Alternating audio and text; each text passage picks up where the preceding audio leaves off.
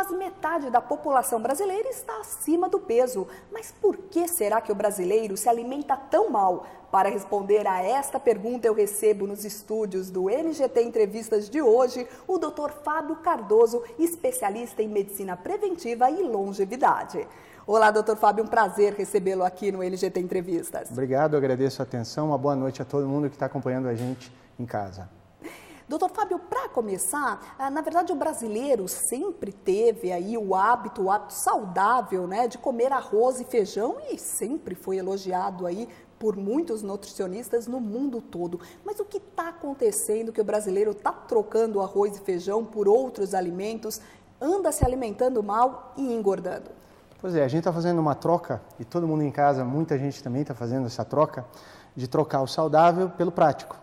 Na praticidade, nesse mundo louco, nessa vida louca, aloprada que a gente tem, principalmente em grandes centros, se o preocupar com o que a gente come está cada vez menor. Então, a gente quer praticidade e velocidade.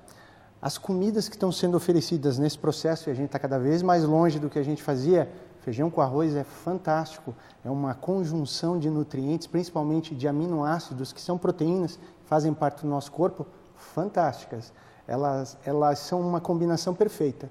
Pena que está cada vez menos, como você falou, acontecendo no dia a dia das pessoas. Cada vez menos vai para o prato essa conjunção.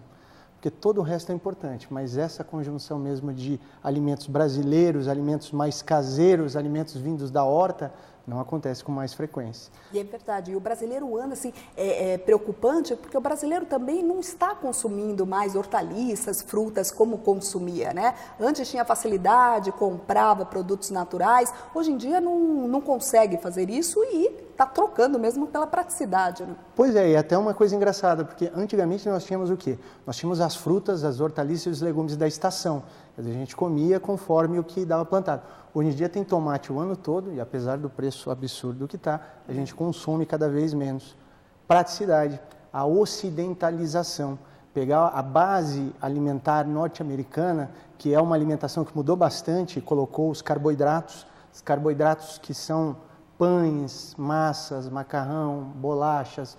Esse tipo de situação muito frequente na alimentação dos brasileiros causou o quê? Um aumento de alimentação que só engorda, ela não traz nutrição. Porque o corpo, na verdade, ele não conta caloria. A gente gosta muito de contar caloria, olhar no invólucrozinho, ver 96 calorias, 122 calorias. Mas espera aí, é só a caloria que importa? Não. Para o corpo, a caloria conta para a energia, para as coisas que ele faz no dia a dia. A gente está cada vez mais, como nós estamos agora sentados, trabalhando sentados, vendo TV sentados. E, na verdade, até quando a gente recebe uma notícia ruim, o que é que a gente faz? Não, peraí, deixa eu me sentar. Então, a gente criou o hábito do sedentarismo e ele faz parte do mundo moderno. Nós primeiro temos que começar a se movimentar mais. Isso a gente conversa depois. Mas, voltando para a parte da alimentação, o nosso corpo não conta caloria, ele conta nutriente. Sais minerais, vitaminas, proteínas, aminoácidos, gorduras que a gente precisa e carboidratos para a parte energética. Quando acabou a conta do carboidrato, mas faltou os nutrientes, o nosso corpo diz assim, não veio tudo que a gente precisa. Vamos atrás do resto da alimentação. Conclusão, a gente come e não passa fome. E a gente continua comendo, só que de alimentos errados. Alimentos e a gente errados não consegue os bem. nutrientes e entra num ciclo vicioso. Aí nós acostumamos o nosso corpo a esse tipo de alimentação. E ele acha isso normal. E a partir do momento que ele acha o normal, a gente começa a criar... Sabe aquela fome que não passa com alface e tomate? Mas passa com uma bolacha, com um chocolate, com uma massa, com um pãozinho? Pois é, o nosso corpo faz exatamente isso. Quando ele está acostumado com níveis sanguíneos de alimentos não saudáveis, toda vez que isso vai baixar, ele vai criar, como se fosse um vício mesmo, e é um vício dentro da área do cérebro que gera vícios como alcoolismo, como uso de drogas, como comportamentos obsessivos, ele também cria essa condição em termos alimentares. E aí o que acontece? Acontece que a gente vira refém da comida e procura comida ruim. Então o brasileiro entrou nesse ciclo vicioso de está cada vez mais sedentário em casa e no trabalho, está cada vez mais procurando praticidade, a qualidade alimentar e na conjunção desses fatores nós estamos com mais de 50% da população acima do peso. Qual é o problema disso? De longo prazo, obesidade. Antes a gente dizia assim, tem os gordinhos que são saudáveis. Hoje nós temos evidências científicas de que não, a obesidade não é saudável. ela sempre está relacionada a um processo inflamatório crônico. E quando a gente fica inflamando, a gente cria as doenças do século XXI. Derrame, infarto, diabetes, hipertensão. Se a gente juntar essas 4 e botar mais câncer e doenças imunológicas, como artrites, reumatoides, demências, como Alzheimer, Parkinson, é tudo que a gente está vendo que está crescendo na população. É a grande doença do século, sem dúvida, a obesidade. Com certeza. Outro detalhe, bem interessante, nossas comidas industriais e processadas. Hoje em dia, o processo de industrialização da alimentação, ele lembra muito o que a gente fazia antigamente, vamos dizer. Lá na Idade Média, quando você pegava um pêssego, o que eles faziam? Eles faziam ou geleia ou eles faziam uma compota. O que é? Eles botavam uma quantidade imensa de açúcar, ferviam, e isso ficava o quê? Durava por mais tempo. E aí se podia comer pêssego até fora da época. O que a gente fazia com os salgados? Fazia exatamente o contrário, enchia de sal. As carnes a gente enfiava elas dentro da salmoura, do sal mesmo, enterravam, e os vegetais, legumes, o que a gente fazia? A gente fazia as famosas conservas, que é o quê? Uma água salgada que você fervia os alimentos. Com isso a gente durava mais tempo. O que a nossa indústria alimentar faz? Ela, além de colocar basicamente a mesma coisa. Então, alimentos industrializados, alimentos processados, por que um pão consegue durar 3, 4 vezes mais do que o feito em casa?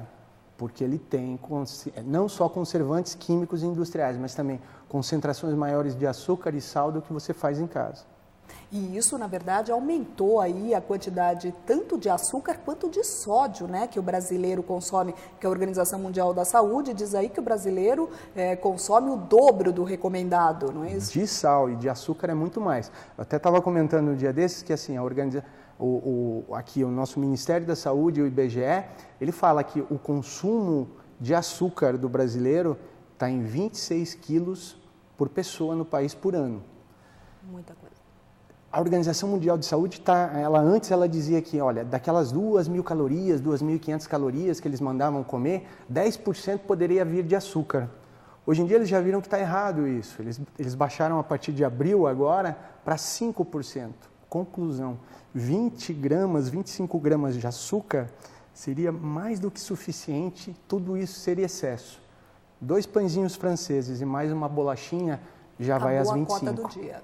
E aí a gente continua a se alimentar dos alimentos e aí, um dia após o outro, você acaba gerando o quê? Gerando as complicações. Principalmente porque, além de encontrar o açúcar, né, a frutose nas frutas, a gente encontra o açúcar em vários produtos industrializados e açúcar em quantidades absurdas. Não? Sim, exatamente. Tanto que a frutose, que todo mundo fala, ela é muito saudável quando ela está no milho, quando ela está nas frutas, mas quando a gente coloca ela nos alimentos industriais, a gente cria uma frutose que não é saudável para o corpo. Ela é caloricamente muito importante, mas sem nutrientes. Então a gente pega uma coisa boa que Deus inventou, a frutose, tira o arqui-inimigo dela que controla a absorção, que é a fibra, e joga num alimento para só aumentar o valor calórico dele. Conclusão, excesso de caloria, o corpo olha para aquilo e diz assim, o que é isso? Se não vou gastar de energia, vou guardar. Se ele guarda, vira gordura. E aí a gente tem aumentos de triglicerídeos muito frequentes. E é uma condição de aumento do risco para diabetes tipo 2 principalmente, que está crescendo de uma forma alarmante, muito preocupante, porque a diabetes é como se fosse, eu sempre falo que é como se fosse um cupim. Ela entra no teu corpo, ela vai te corroendo por dentro, assim, vai te destruindo, vai destruindo o rim, vai destruindo o cérebro, vai destruindo o coração, vai causando as outras doenças ou piorando elas, e quando você vê, a casa desaba. Sem dúvida.